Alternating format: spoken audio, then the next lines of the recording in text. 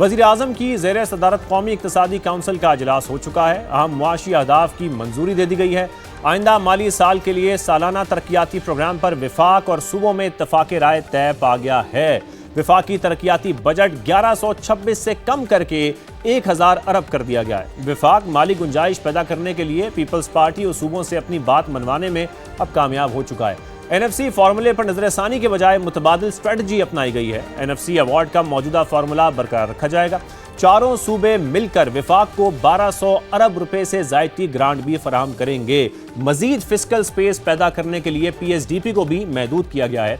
126 अरब की कटौती के बाद पब्लिक सेक्टर डेवलपमेंट प्रोग्राम 1000 अरब रुपए तक आ गया है। कौमी दिफा और अमन इसमें तरजीह करार दी गई है। सिर्फ दिफा और दाखिला के नए मंसूबे शामिल होंगे। तनख्वाहदार तबके की अगर बात की जाए तो उनकी कुछ सुनी गई है, ऐसा ही लग रहा है।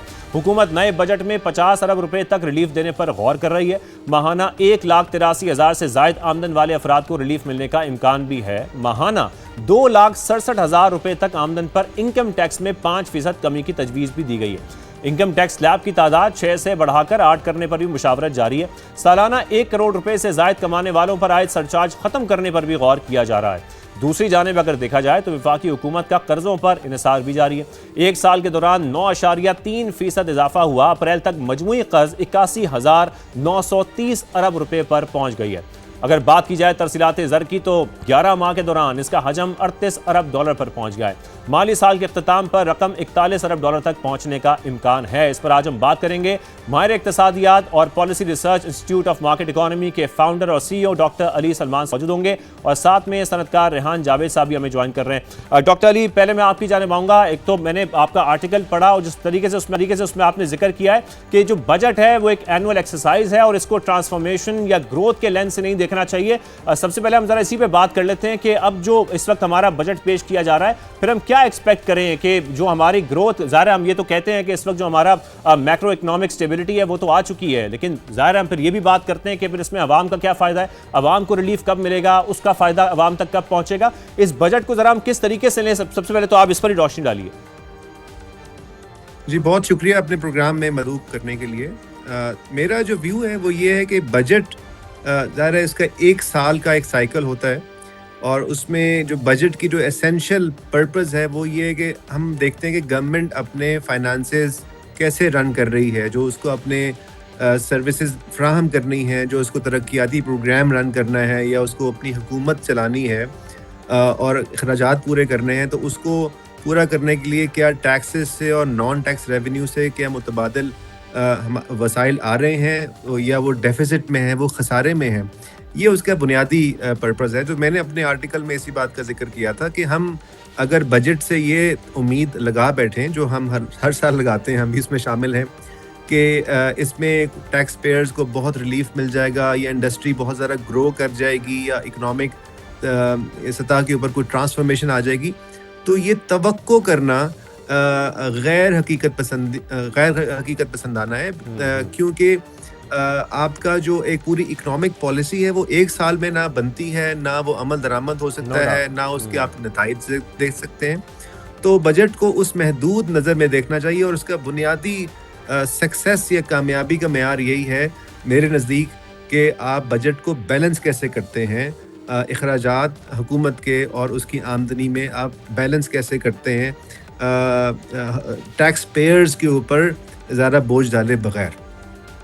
ठीक है, और इस वक्त जो हुकूमत की तरजीहात आपको लग रही हैं बजट को लेकर, या अगर हम कह लें कि इस फाइनेंशियल ईयर के लिए, तो उसमें फिर क्या कहा जा सकता है कि फिर वही होगा जो हम देखते रहे हैं कि जो टैक्स नेट है वो ज़ाहिर है उस तरीके से टैक्स बेस ब्रॉडन नहीं हो पाएगी और जो अहदाफ होंगे FBR के वो भी पूरे नहीं हो सकेंगे और फिर हम सारा जो बोझ है वो सैलरी क्लास के ऊपर ही देखेंगे। डॉक्टर अली साहब देखिए जी, इस पे मेरा थोड़ा सा ये व्यू फ़र्क है। एक तो सैलरीड क्लास के ऊपर हम बहुत ज़्यादा हमारी मीडिया के अंदर बात होती है।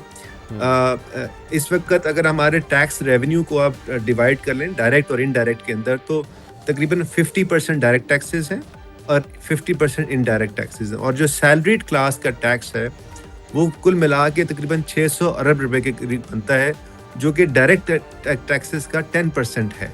यानी 90% टैक्सेस हैं डायरेक्ट के, वो कॉर्पोरेट से, बिजनेस से दूसरे तरीके से आ रहे हैं, यानी विद होल्डिंग टैक्सेस के जरिए आते हैं, वो एक अलग मसला है, लेकिन बहरहाल वो डायरेक्ट टैक्सेस में शुमार होते हैं। तो हमें टैक्सेस के को ब्रॉडली देखना होगा कि वो कैसे अफेक्ट करते हैं। इसमें मुझे तो यही लगता है कि बहुत एक मामूली सा हमें कोई टिंकरिंग नज़र आ रही है कि जहाँ कोई 1-8% हुकूमत को टैक्स, सुपर टैक्स को कम करेगी, आधा % पिछले साल उन्होंने जिस तरह कम किया था, तो वो एक डायरेक्शनल सा होगा, लेकिन उससे कुछ सब्सटैंशियल फ़र्क नहीं पड़ने वाला। हमारी जो पर कैपिटा इनकम की भी जो अगर आप इन्फ्लेशन एडजस्टेड देखें तो वो ग्रो नहीं कर रही है ख़ास खातिर ख़्वाह।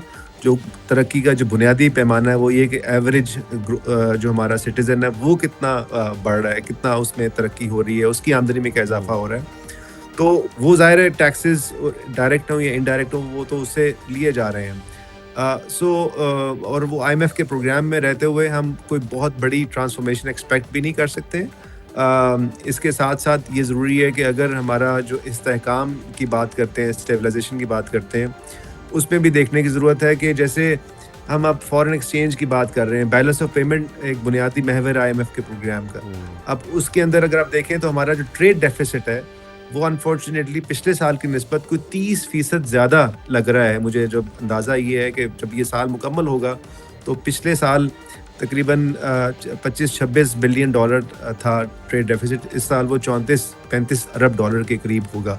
तो यानी ये एडिशनल चैलेंज आ जाएगा प्रोग्राम के इम्प्लीमेंटेशन के लिए। और रेमिटेंस की आपने बात की, रेमिटेंस बढ़ रही है लेकिन इम्पोर्ट स्टैटिक हैं या थोड़ी सी कम होती हुई लग रही है इस साल के अंदर भी। तो ये बड़े चैलेंजेस हैं, कहीं तो गलती कर रहे हैं ना, जो जिन चैलेंजेस का आप जिक्र कर रहे हैं, ज़ाहिर है ग्रोथ के लिए वो बहुत इंपॉर्टेंट है। ट्रेड डेफिसिट इसलिए बढ़ रहा है क्योंकि हम एक्सपोर्ट्स अपनी बढ़ा नहीं पा रहे हैं, और एक्सपोर्ट्स बढ़ाने के लिए अपनी इंडस्ट्रीज़ को हमें फैसिलिटेट करना होगा। तो ज़ाहिर है फिर इस पर सोचना तो पड़ेगा, कोई प्लानिंग तो करनी पड़ेगी।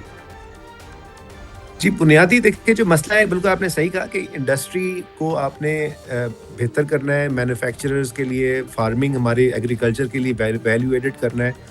जो इस वक्त जो बड़ी बहस चल रही है हुकूमती हलकों में और अखबारात में भी रिपोर्ट हुई है कि वो ये कि जो हमने कोई नई ऑटो पॉलिसी की बात कर रहे हैं, हम कोई नई EV पॉलिसी की बात कर रहे हैं।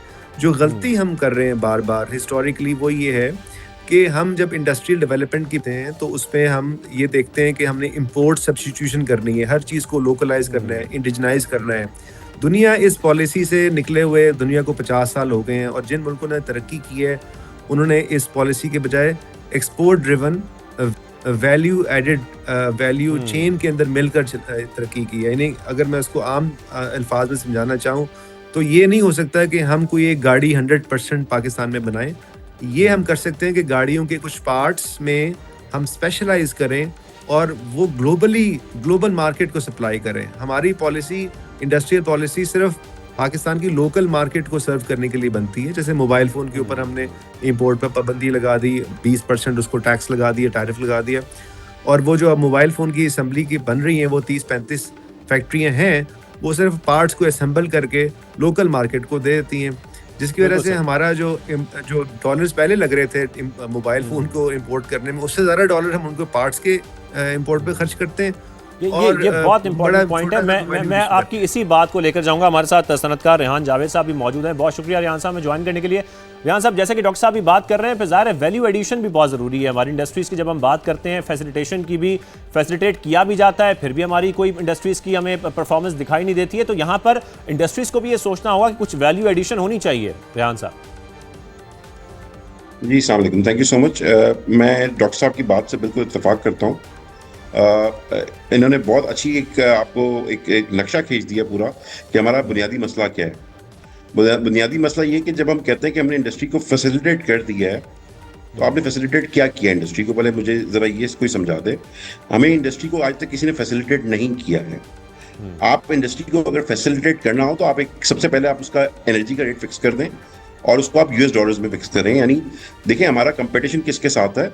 जब हम एक्सपोर्ट करते हैं तो एक्सपोर्ट करते वक्त हमारा रीजनल कंपेटिटिव कंट्रीज के साथ हमारा कंपटीशन है। जब हम इंपोर्ट करते हैं तो जो चीज़ मैन्युफैक्चर होकर पाकिस्तान में आ रही है उसकी एनर्जी कॉस्ट अगर हमसे कम होगी, चाइना की एनर्जी कॉस्ट 6 सेंट है, हमारी एनर्जी कॉस्ट आज 11 सेंट है बिजली की, और गैस की कॉस्ट हमारी तो पता नहीं, अब समझ ही नहीं आता गैस का रेट क्या है, क्योंकि हर महीने एक नया रेट लग के आ जाता है। तो गैस तो लोगों ने वैसे ही इस्तेमाल करनी इंडस्ट्रीज ने बंद कर दिया। तो जब आपकी ग्रिड की कॉस्ट या आपकी गैस की कॉस्ट, आपकी एनर्जी कॉस्ट, आपके टैक्सेस का रेट, आपका विदहोल्डिंग टैक्स, ये सारी वो इनएफिशिएंसीज हैं जो ना हम एक्सपोर्ट कर सकते हैं, ना हम इंपोर्ट सब्स्टिट्यूशन के वक्त इसको इस्तेमाल करके इंपोर्ट होने से, इंपोर्टेड आइटम से लड़ सकते हैं। इसको ठीक करने के लिए सबसे पहले आप इन चीज़ों को रैशनलाइज करें। आप एक 10 साल की पॉलिसी बनाएं और आप सीधा सा फॉर्मूला कर दें कि जी डॉलर ने बढ़ना है या कम होना है, आप डॉलर के अंदर एनर्जी रेट को फिक्स कर दें। उससे आपकी इंपोर्ट सब्स्टिट्यूशन इंडस्ट्री भी चल पड़ेगी और आपकी एक्सपोर्ट इंडस्ट्री भी चल पड़ेगी। पहला काम तो आप ये कर लें। दूसरा काम ये है कि जो आप इंडस्ट्री को चलाने की बात करते हैं और उसको फैसिलिटेट करने की बात करते हैं, जरा आप एक दिन के लिए मेरी फैक्ट्री आ जाइए। सुबह से शाम तक 11 से 12 डिपार्टमेंट्स आएंगे। कोई लेबर वाला आ जाएगा, कोई एनवायरमेंट वाला आ जाएगा, कोई EOBI से आ जाएगा, कोई कहीं से आ जाएगा, और वो अंदर आके और वो सर्वे करेंगे और वो सारी चीज़ें करेंगे और फिर आपको पता है फिर क्या सब कुछ होता है। तो उसके बाद मैं आधा दिन बैठ के इनको डील करूं।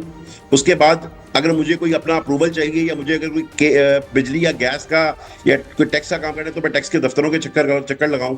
तो और उसके बाद जिस रोड पे मैं जा रहा हूं वो रोड भी टूटा हुआ है और मुझे अगर फैक्ट्री से पानी बाहर निकालना है तो पानी की लाइन भी नहीं है। सनतकारों के लिए ऐसा माहौल, जी जी, मैं इसमें यही एडिशन करूं कि इसी माहौल के लिए जो सनतकारों की मुलाकात होती रही है वज़ीर-ए-आज़म साहब से, उसमें ये सारे तहफ़्फ़ुज़ात आप लोगों ने रखे हैं। ज़ाहिर है सनतकारों की मुसलसल मुलाकातें होती रही हैं वज़ीर-ए-आज़म के साथ भी, मुआशी टीम के साथ भी, तो फिर वहाँ पर क्या तहफ़्फ़ुज़ात सामने रखे जाते हैं, क्या मुतालबात सामने रखे जाते हैं कि कोई मसला हल नहीं हो पाता? सर देखिए, वज़ीर-ए-आज़म साहब ने अभी एनर्जी मिनिस्टर साहब को बोला था कि आप इनकी क्रॉस सब्सिडी खत्म कर दें, और एनर्जी मिनिस्टर साहब ने काफ़ी हद तक क्रॉस सब्सिडी कम भी की है। हमारा टैरिफ कोई 2022-23 के अंदर 15 सेंट था, अब वो 12 सेंट पे आ गया है। 3 सेंट हमारा टैरिफ कम हुआ है। एनर्जी मिनिस्टर साहब ने काफ़ी कोऑपरेट किया है, उन्होंने मेहनत भी बहुत की है और ये एक अच्छा डिपार्टमेंट है, अच्छा काम कर रहे हैं ये लोग। इसके बाद आपका जो गैस का लेवी का मसला है, वो हमने IMF ने बोला जी लेवी लगा दें। वो लेवी लगाने के बाद गैस जो है वो ग्रिड से भी महंगी हो गई, तो काफ़ी सारी इंडस्ट्री दूसरे से डिस्टर्ब हो गई। इसी तरीके से इंफ्रास्ट्रक्चर के जो मसाइल हैं वो प्रोविंशियल गवर्नमेंट्स के साथ हैं। तो अब प्रोविंशियल गवर्नमेंट्स में पंजाब में तो आपको पता है कि वहाँ पे तो काम फिर भी हो जाता है। सिंध गवर्नमेंट भी माशाल्लाह अब तो कुछ कोशिश कर रही है।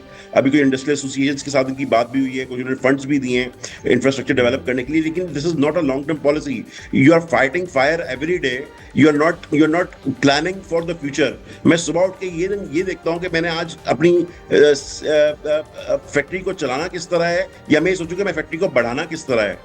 तो मैं इस सोच से जब तक बाहर नहीं निकलूंगा कि मैंने अपनी प्रोडक्शन कैसे बढ़ानी है, मैंने एक्सपोर्ट कैसे करनी है, या मैंने इंपोर्ट सब्स्टिट्यूशन कैसे करनी है, अपना वॉल्यूम कैसे बढ़ाना है, ज्यादा लेबर कैसे एम्प्लॉय करनी है, तो जब तक मेरी ये सोच नहीं होगी और मैं छोटे छोटे मसलों में ही फंसा रहूंगा कि मैं बिजली का बिल कैसे दूंगा, मैं गैस का बिल कैसे दूंगा, मैं टैक्स कैसे, सेसेक्स कैसे जमा कराऊंगा, ये पैसे कहां से लाऊंगा, तो मैं आगे की तो नहीं सोच सकता ना जी।